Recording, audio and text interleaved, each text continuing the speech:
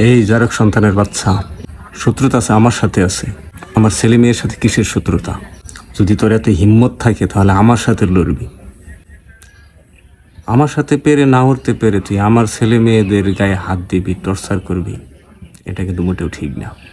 হিম্মত যদি থাকে তাহলে সরাসরি আমার সাথে লড়বি। শিশুকে তুই দর্শন করে কি বোঝাতে চাস? তুই খুব বীর পুরুষ হয়ে গেছিস। এদেশে হয়তো আইন কানুন ভালো না, তাই তোর শাস্তি হইতেছে না, বিচার হইতেছে না, কিন্তু তোর বিচার কিন্তু একদিন হবে। সঠিক জায়গায় সঠিক বিচারই হবে। তুই নিজেকে খুব বীর পুরুষ মনে করিস? এই 7-8 বছর 6 বছর 10 বছর এই সমস্ত মেয়েদেরকে দর্শন করে নিজেদেরকে কি বীর পুরুষ হিসাবে পরিচয় দিতে চাস তোরা? যারক সন্তানের বাচ্চারা, যদি খুব বীর পুরুষ হয়ে থাকিস তাহলে এমন কুচি কাঁচা নাবালক শিশুদেরকে দর্শন না করে পতিতালয়ে যেয়ে নিজের ক্ষুধা মিটাই আসবি। যদি পতিতালয়ে যাওয়ার মতো টাকা না থাকে, ফকিন্নির বাচ্চা, শুয়োরের বাচ্চা, তাহলে ভিক্ষা কর। ভিক্ষা যদি কেউ টাকা না দেয় তাহলে টাকা আমার কাছ থেকে নিয়ে তারপর পতিতালয়ে গিয়ে তারপর দেহের ক্ষুধা মিটিয়ে আসবি। শুয়োরের বাচ্চারা, তারপর এরকম কচি কাঁচা মেয়েদেরকে, অবুঝ মেয়েদেরকে আর দর্শন করবি না। আর এদেশের আইনের প্রতি মানুষের এক বিন্দু পরিমাণ, এক সরিষা পরিমাণও মানুষের কোনো প্রকার কোনো ভরসা নাই। এদেশের আইন না, এটা একটা তামাশা।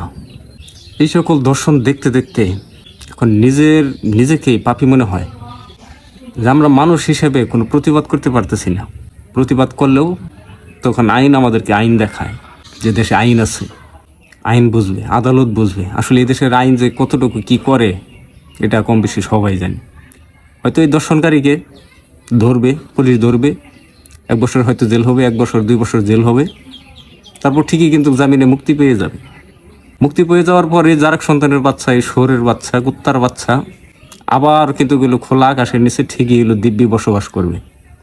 কিন্তু যার সন্তান হারাইছে সে জানে সন্তান হারানোর কতটা যন্ত্রণা। কিন্তু রামিসার কি হবে? রামিসা তো আর ফিরে আসলো না।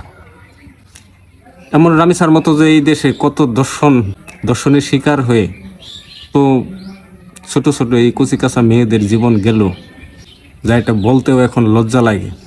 আমার হিসাবে এই যারক সন্তানের বাচ্চাকে ধরে এনে প্রকাশ্যে বাইতুল মোকাররমের সামনে ফাঁসি দিয়ে হত্যা করার দরকার।